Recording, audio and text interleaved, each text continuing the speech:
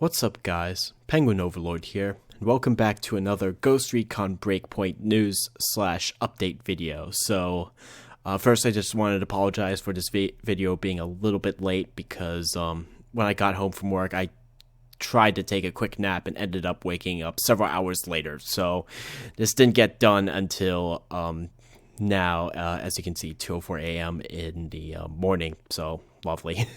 So basically, in the last update, last news / update video is a little bit critical, well, not a little bit, a lot critical of how Ubisoft was communicating and another ending delay and all that stuff. And I'm basically going to be eating some crow tonight because turns out they didn't really need that much more time. So title update 2.0.0 is coming March 24th, which actually I have suspected for a little while because if you check the faction missions and look at the countdown timer, it counted down to March 24th. So either they've known for a while or that's just coincidence. I think they've known this for a little bit while. I wish they kind of would have said it earlier, but whatever. But yeah, I kind of expected it for this to be the date for a while, but I didn't want to say anything in case I was wrong or they decided to do another delay, because they did extend that countdown timer before. So anyway, we're getting a lot of stuff in this title update. We're getting the new immersive experience called the Ghost experience, which we're going to jump into for a moment. We're getting the engineer class, finally, which will be awesome. And we're getting the Deep State DLC on that day. So we're going to have a lot to play through when that title update comes out, which is going to be awesome. And we also got some cool quality of life experiences that I'm going to cover. But in case you don't want to sit through what's going to be a very long video, that's basically the too long didn't watch version of it. So let's jump into the Ghost experience, because that's the thing that everyone's been looking forward to. So they gathered off, obviously, a ton of data and feedback to create the Ghost experience, a game mode that will give the players the option to create their own personal Spec Ops journey. So basically, it's kind of like Assassin's Creed Origins sort of Animus setting thing, where you can change different aspects of the world. So this will be pretty cool. So basically, there's three options, really. There's the regular experience, which is how it was released with gear level and tiered loot that no one really asked for or liked. The immersive experience, which removes the gears level and tier loot entirely and offers new tactical options. And a custom experience, which will allow you to create your own fit for the game. So let's dive into this more deeply. So I'll have the links to all the articles and the one trailer that was released today on Ubisoft's YouTube channel in the description below. So basically how this works is you can either pick one of our pre-selected settings or modify parameters to create the unique experience you want in the game. So this was obviously tested by a bunch of different people, Delta Company, Ghost Recon Wildlands players, some new to the franchise. So here we go. So we kind of talked about this. So let's dive more deeply into this.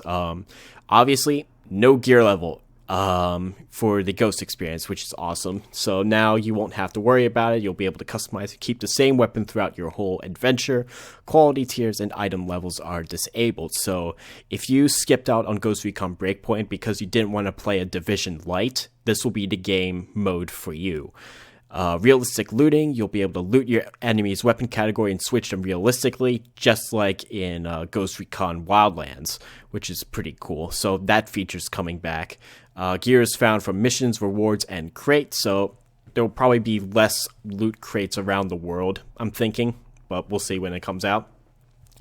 Primary weapon quantity, you can choose to carry one or two primary weapons. This was pre-released with the previous title update, which, yeah, we all know that, but be fully realized with the Ghost experience. And some of the preset options that we'll get into in a little bit will restrict you to one primary weapon. So, but you do have the choice to have one or two primary weapons. I like having two because it gives me more flexibility, but yeah, you'll be able to have that option.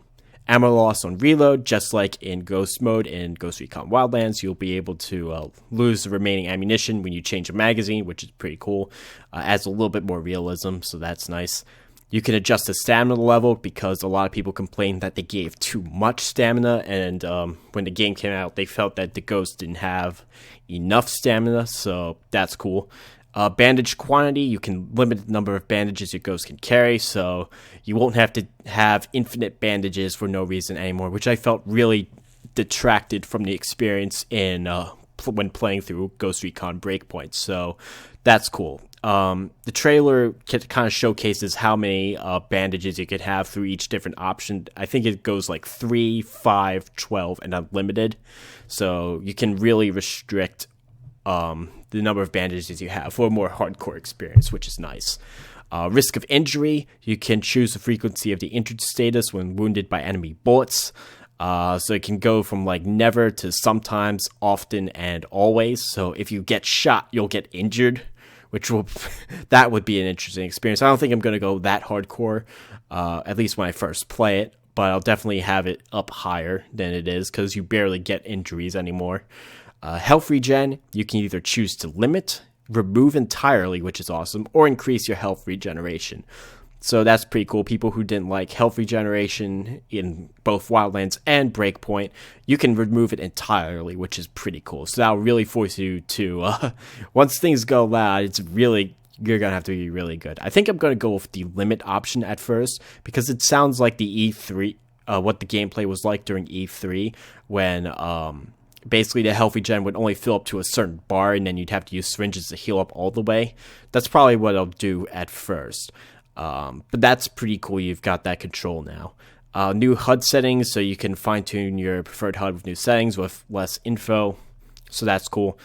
Private mode, something a lot of people have been begging for since the game came out. Encounter only story characters and your direct co-op teammates in Erewhon, so you'll finally no longer have to deal with an army of ghosts in your base in Erewhon, so it'll actually be a little bit more pleasant to visit, so that'll be pretty cool.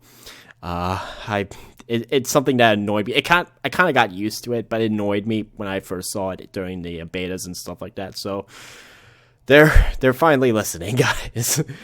So that's awesome. Access to Maria's shop, you can either keep access to Maria's shop in the bivouacs or limit it to Erewhon only. So, not sure what I'm going to do with this yet. I'll probably just keep access to the shop in bivouacs, just because it's more convenient. We'll see when the immersive mode comes out. So, another huge thing. People have been asking, hey, is this going to be like Ghost mode where there's permadeath? And the answer is no. To confirm, you will not be forced into a permadeath game mode, as it is not a settings option included in the Ghost experience. Which, don't get me wrong, I did like how the permadeath option brought more tension into Ghost Recon Wildlands Ghost mode, but I didn't really want to experience that again. And honestly, if you want permadeath, you can just delete your save file when you die. So there you go. So yeah, no more permadeath, so that's cool. Difficulty settings, so there's now going to be 2 difficulty settings in the Ghost experience. There's going to be enemies, which is sort of the normal difficulty we've been using all along: easy, normal, advanced, and extreme. And then, so basically this is going to impact your time to detection, damage done to your ghost by enemy fire, and enemy tactics. The difficulty tactical is going to cover settings that impact the realism of your experience, such as how many weapon slots you have, bandage quantity, risk of injury, etc. So, the tactical difficulty options will have 4 options that can be fully customized, so you're not locked into these 4: rookie, confirmed, veteran, and elite. For example, the elite choice will have the following default settings: main weapon slot 1, bandage quantity several, risk of injury always, stamina consumption extreme, health regeneration none, ammo loss on reload on.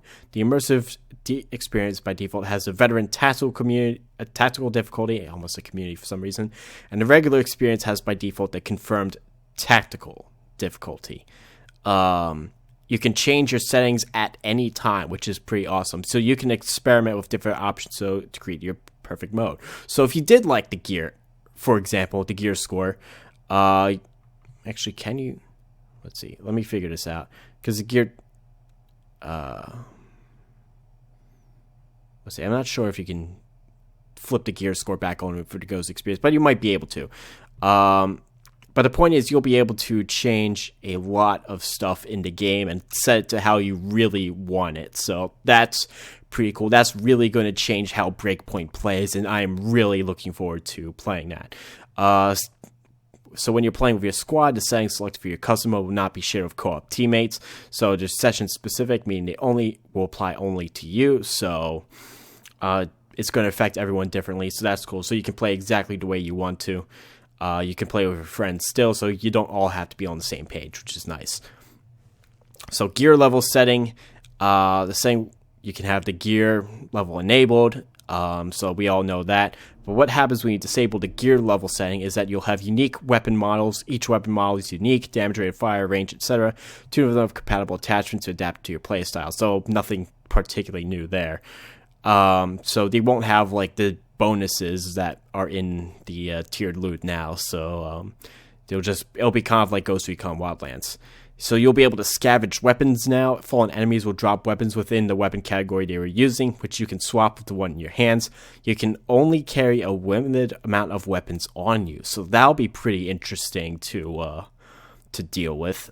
So you won't be super flexible 100% of the time. So actually, you'll probably have to plan out what weapons you can have with you. So that'll be pretty neat. And when the gear level is disabled, the blueprints will allow you to equip specific weapons in a bivouac or Erewhon. So you'll basically be able to plan out. You'll have to plan out ahead of time what weapons you want. So that'll be interesting. So after you toggle gear level on and off for the first time, your loadout with this setting will be saved for the next time you choose either gear level activated or deactivated.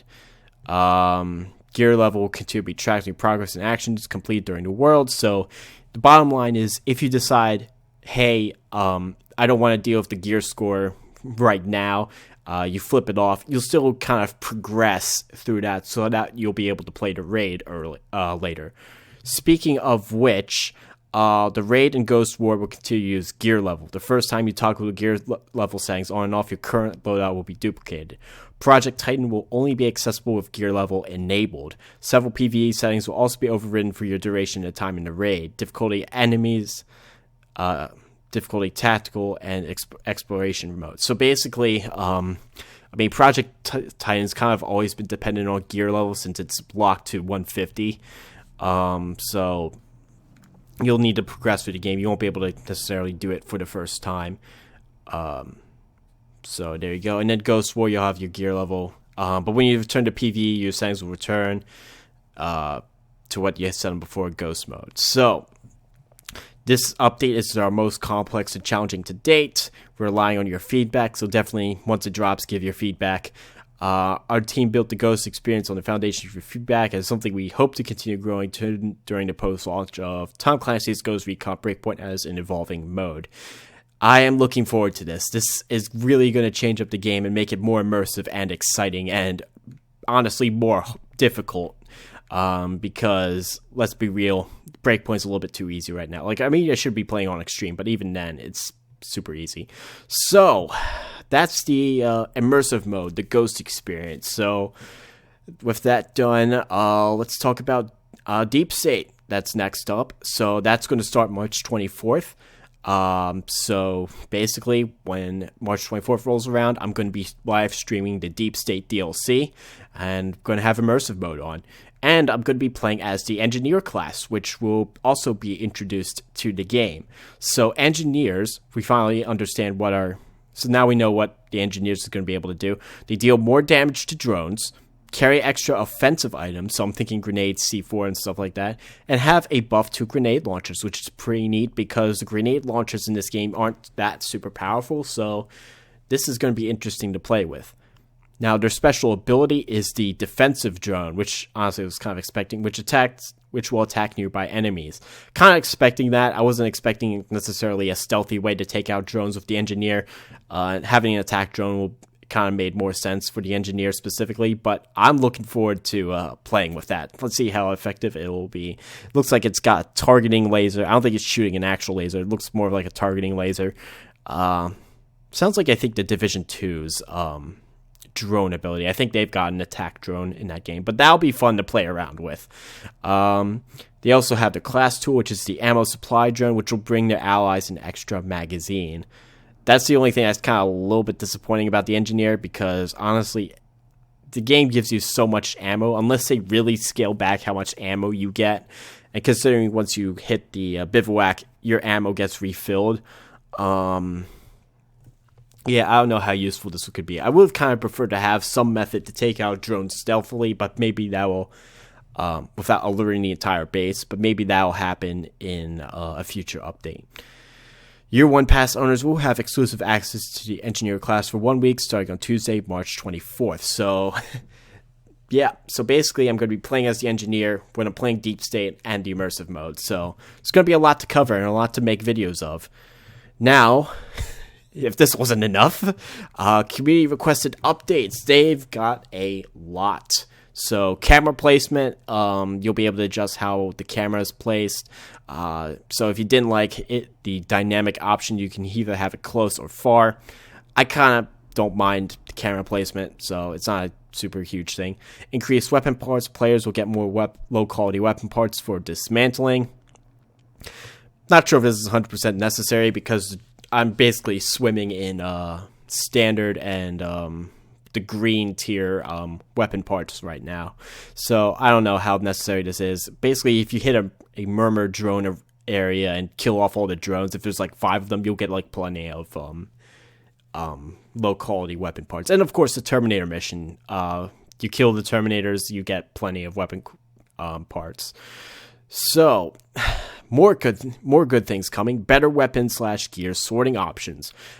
Favorite system. It's finally here. And it's not just for items that are equipped. When hovering over an item in the loadout or the shop, players can mark an item as a favorite. Once it is a favorite, it cannot be dismantled or sold until deselected. So finally, you'll be able to mark that as favorites, and which will be very useful for another thing, which we'll get to in a second. Optimize gear. So basically, when you press this button, when gear level is activated, this button will show up. The player will instantly equip all the best gear present in their inventory. This applies only to gear, not weapons, so you won't have to constantly go into your menu and switch out your gear score if you decide to play Breakpoint as a gear with the gear level enabled, which is nice because that took up a lot of time during my playthrough, which was honestly annoying. Sell all. You can finally sell all non-favorite and non-equipped items, which is awesome because, now I'll really be able to clean out the inventory and not have to deal with that. Dismantle all. Actually, I'm not sure if sell all will cover resources. I hope it does, because I've got a ton of resources that I need to sell, and I don't want to hit those one at a time. So, good. That's a good change. Dismantle all. When in a weapon or gear selection page, you can choose to dismantle all non-favorited and non-equipped items in this category. So, again, saves you a lot of time playing the game, which is good. You'll have an option to quick equip new gear / weapons when you're looting it. So when you're looting an item, you can equip it immediately. That's cool, I guess. The Walker and Hill figures will be reintroduced into the game with the release of Title Update 2.0.0. Now, none of this here has mentioned a Episode 3 with the Battle Rewards, so I don't know if that's going to be part of the Battle Rewards or if it's just going to be automatically granted to you. We'll see. We'll see what happens there. I would hope, though, that it was just automatically granted to you, because that was a reward for Episode 2.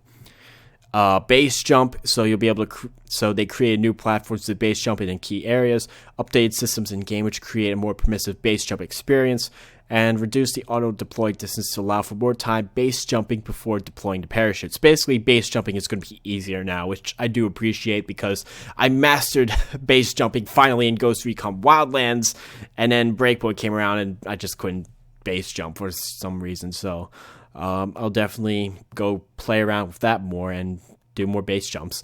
Vehicles improvements have been made to helicopter immersion, bike animations, and general handling / debugging. We'll see how that goes. Respawn system improvements.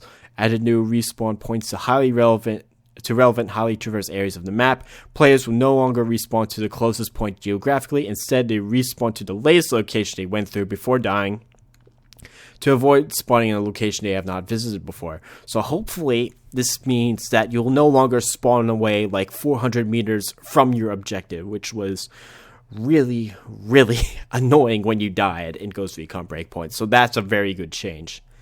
Gunsmith Updates. This is pretty cool. So most assault rifles will now be able to equip short barrels. Some ASR options have been omitted as their real-life counterparts do not have short barrel options. So things like the 416 Assault Special, since it's got a long handguard, you're not going to be able to throw a short barrel into that. But that's really nice because we're starting to get closer, starting to get back to the Wildlands Gunsmith, which I really do appreciate. Having more options is good. And finally, I'll be able to have a short-barreled 416 without having that goofy stock that's on the 416 shorty. And, of course, the ACOG has been added to 27 weapons with emphasis on assault rifles, which is very nice. A lot of people complained that you couldn't equip the ACOG on assault rifles, even though it is like one of the assault rifle optics. So that's awesome. They are also beginning work on the Gunsmith, and we'll have more updates to come. So it looks like they're really going to start improving that, which is awesome. And coming title updates will add trigger customization and more to the feature. So please continue giving us feedback. So they're starting to address the Gunsmith, which, again, I really do appreciate because the Gunsmith in Breakpoint was rather lackluster. And at the very least, it sounds like they're going to try bringing it back up to a Ghost Recon Wildlands level. So that's kind of like what I'm expecting right now. So we'll see how that goes. But I'm looking forward to playing around with that more. We've done our best preparation to ensure the new systems introduced in the title update with the Ghost experience works smoothly with existing ones. But we know, okay, so basically there's going to be bugs and issues. Not a big shock. We know how this goes with the Ghost Recon games, Wildlands and Breakpoint. We know how it goes. It's going to get buggy. So there's going to be a full patch notes list that's going to come out. So there's probably going to be more additions / bug fixes. So look forward to that. Ghost War, you are not being ignored entirely. I feel bad for the people who love the PvP in this game because they really didn't get anything. But coming in episode 2, we will also release updates to Ghost War, including new maps and a map voting function. So not a ton here for the PvP fans, but you'll at least get something. So this is a long update. We're at 22 minutes right now. That's okay. I warned you this was going to be a long video. Coming up for Ghost Recon community survey update. So a couple things going on here. They are working on, enemy AI improvements are in progress. They're continuing general debugging for title update 2.0.0, especially regarding NPC packing. I'm not sure what that means. Maybe NPCs grouped in a certain place. I don't know. Ability to sprint in Erewhon. After investigating the resource needed to implement this, the team has decided not to focus on it and is investing time in other areas, which I guess that kind of makes sense. I mean, it's annoying that you had to be at a kind of a jog in Erewhon, but honestly, I avoid spending time in Erewhon unless I absolutely have to be there, so not a big deal. I can understand why that is not being focused on. AI teammates are in progress. They're continuing to work on AI teammates for implementation in Tom Clancy's Ghost Recon Breakpoint. We'll share another update with you coming months. So yeah, it has been a while since they promised to put AI teammates back into the game. It is what it is. You're going to have to wait for a little bit longer for AI teammates, because honestly, it sounds like they were working mostly on the Ghost experience. So now that that's done with, for the most part, except for maybe future editions, which they're going to talk about, I think, back here, down here. Yeah, they're going to keep working on it. We'll see. They'll come out when they'll come out. So there you go. Offline mode, another big request. So The answer is going to be no for now, because they were not able to come up with a solution that did not create an unacceptable amount of technical risks. Personal opinion here, this probably has to do with faction missions and stuff like that, because that requires an online connection. So that's probably why there's going to be an offline mode. However, they are implementing an update that we hope will alleviate some of the frustration players experience with poor internet connection.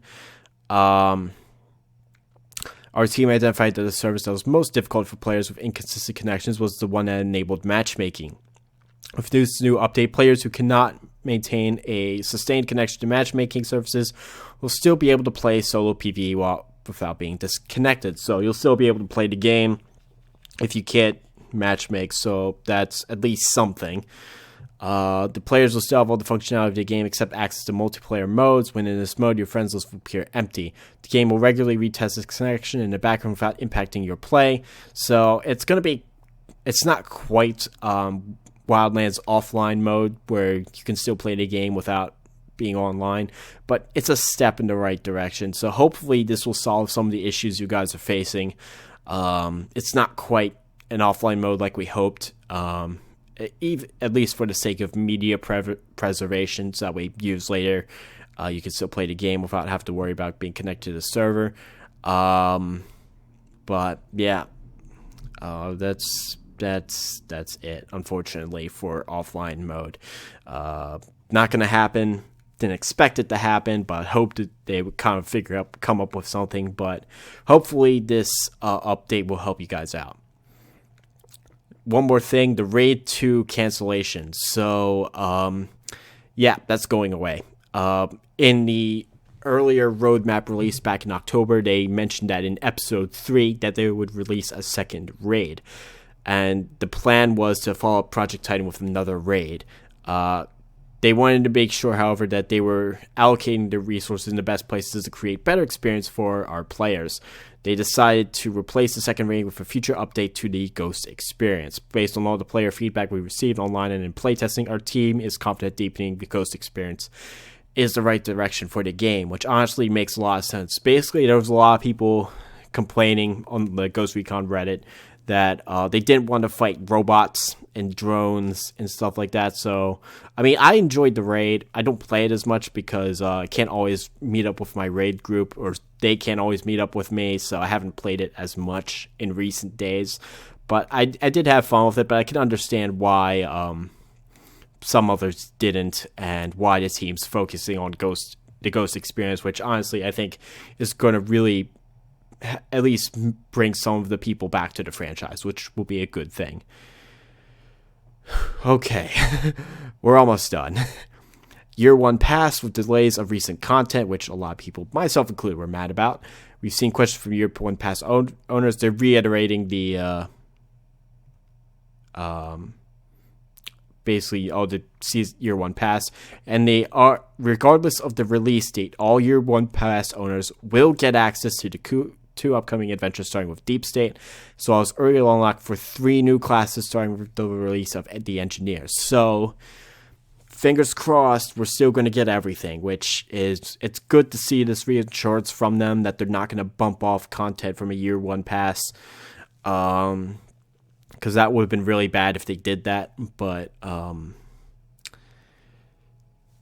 yep, so we'll still get everything, it's just everything's just going to be bumped back a bit. We're very excited for the community to try out the Ghost experience in Episode 2, etc., etc., etc. March 20... Okay. So, all the stuff that I've just spent nearly half an hour talking about, I apologize for the length, is coming March 24th, so look forward to that. I will be streaming. I will be streaming on March 24th, and I'll be streaming Deep State on that day, and I may be doing some co-op streams with people. I'm still working that out. That might happen. I'd have to talk with people. But I do plan on playing Deep State and the Immersive mode and showing off all the content that is coming in Ghost Recon Breakpoint. So that's it for now. Definitely look forward to videos. I honestly haven't been working on videos in the past couple weeks, and I do apologize for my laziness. That's on me. But I do have videos planned coming up to the release date of the immersive mode and this title update. So look forward to that. But for now, I am going to go to bed because it's 2:34 in the morning right now, and I need to get some sleep. I need to fix my sleep schedule because that got all screwed up. But I'm looking forward to seeing you guys soon. Look forward to more video content, and let me know your comments, questions, feedback in the comment section below, and I'll do my best to answer all that stuff and interact with you guys. So thank you all for watching. Hope you guys enjoyed the video and the good news regarding Ghost Recon Breakpoint. I'm Penguin Overlord, and I'll catch y'all next time. Take care, guys.